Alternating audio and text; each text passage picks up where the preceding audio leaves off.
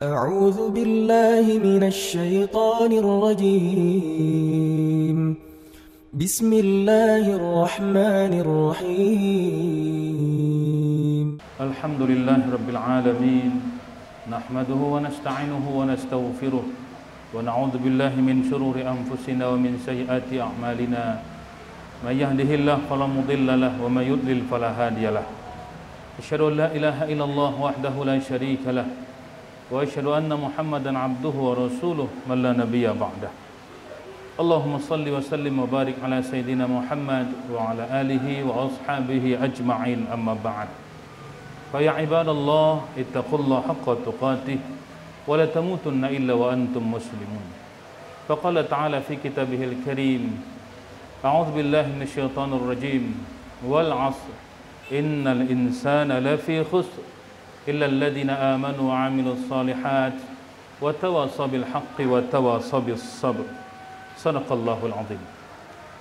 Hadirin jamaah salat Jumat dirahmati Allah, bersyukur kita pada Allah Qadir Rabbul Jalil dengan lafaz Alhamdulillahirabbil alamin.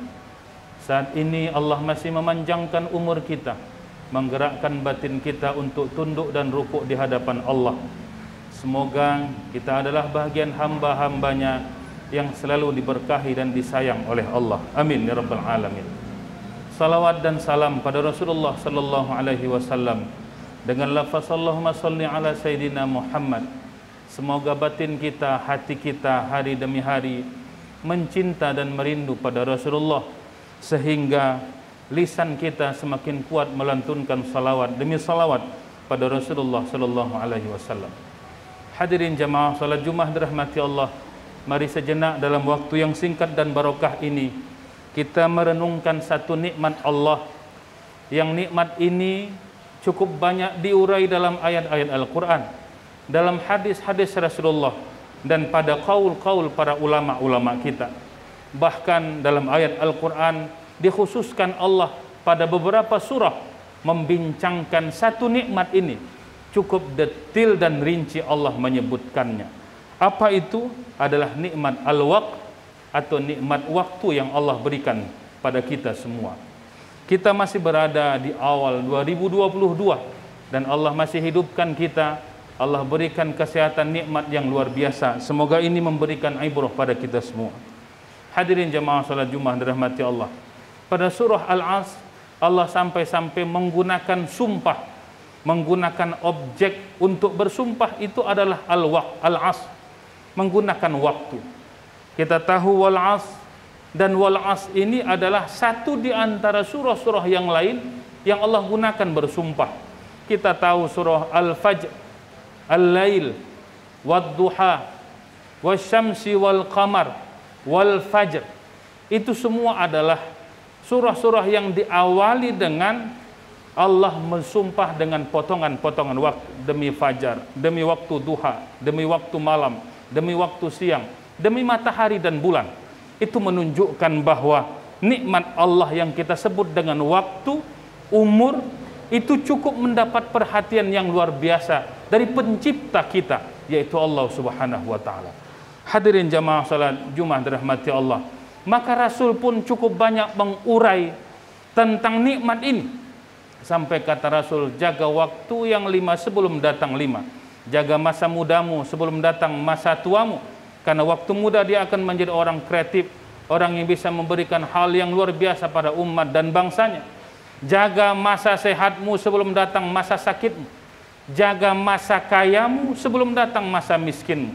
Jaga masa lapangmu sebelum datang masa sempitmu. Sampai di ujung hadis itu Rasul mengingatkan, jaga masa hidupmu sebelum datang masa matimu. Kalau kita lihat sampai 5 fase waktu yang Rasul ingatkan pada kita semua, yang kita dipastikan akan menjalani, melewati fase-fase itu. Bahkan di ujungnya Rasul mengingatkan, jaga masa hidupmu sebelum datang masa matimu. Hadirin jamaah salat Jumat dirahmati Allah, pertanyaannya adalah apa yang telah kita lakukan? Boleh jadi ada umurnya yang 20, 30, 40, 60 dan seterusnya. Lalu pertanyaan besarnya adalah apa yang telah kita lakukan tahun demi tahun? Apa perubahan yang cukup signifikan kita lakukan dan untuk kebaikan diri kita, keluarga kita, masyarakat luas, bangsa dan negara. Ada satu hal yang menarik ketika seorang ulama menulis buku yang judulnya Al-Waqtu 'Indal Ulama. Waktu menurut perspektif dan pola para ulama menggunakannya. Dan dalam buku itu luar biasa. Para ulama itu disimpulkan oleh penulisnya, katakan Imam An-Nawawi, katakan Ibnu Hajar Al-Asqalani, dan ulama-ulama besar. Sampai ada mengkalkulasikan bagaimana mereka kreatifnya, bagaimana mereka produktifnya dalam menghasilkan karya-karya luar biasa. Kita sebut misalnya Jalaluddin As-Suyuti, menulis kitab hampir 500 judul kitab. Dan kita tahu dan paham bahwa 501 judul kitab itu, dalam tradisi para ulama kita, satu judul kitab bisa 5 bahkan sampai 10 volume atau jilid. Kita bisa kalikan itu. Sekarang boleh jadi satu judul kitab satu volume saja. Tapi para ulama kita bisa satu judul itu 10. Kita menyebut misalnya Al-Muhadzab itu sampai 17 jilid, 17 volume. Bagaimana sampai mereka, kalau para ulama mengatakan, mengkalkulasikan umur mereka yang cukup singkat, An-Nawawi itu hanya umurnya 33 tahun. 33 tahun, cukup muda, dan meninggal dunia. Saat itu karyanya hampir 300 judul kitab yang sampai hanya berapa puluh pada kita. Sampai-sampai para ulama mengkalkulasikan, menjumlahkan bahwa umur mereka itu terhutang dengan karya mereka yang cukup banyak. Seharusnya sebaliknya, karya mereka yang terhutang dengan umur mereka yang pendek sebaliknya. Ini ingin mengingatkan pada kita semua bagaimana para ulama kita, sarjana-sarjana Islam awal itu cukup produktif. Sampai-sampai para orientalis, orang-orang yang mengkaji keislaman tapi dia tidak Islam, itu terkagum-kagum dengan karya para ulama sarjana awal kita yang menulis kitab-kitab hadis, rijalul hadis, yang itu puluhan kitab. Dan mereka mengatakan bagaimana sarjana Islam awal ini melakukan kreativitas dan produktivitas dalam memanfaatkan waktunya. Maka kita kenal dalam sejarah keislaman ada Baitul Hikmah, House of Wisdom, yang didirikan oleh Harun ar-Rasyid dan anaknya Al-Ma'mun, yang saat itu adalah dinasti Abbasiyah. Terjadi transformasi keilmuan, penterjemahan dan penelitian karya-karya para Yunani, ilmuwan Yunani, Aristoteles, Plato dan seterusnya, diterjemahkan, dikembangkan oleh para ulama-ulama kita, Al-Biruni, Al-Kindi dan seterusnya, sehingga terjadilah apa yang disebut dengan pencerahan di barat ketika Islam melakukan transformasi keilmuan.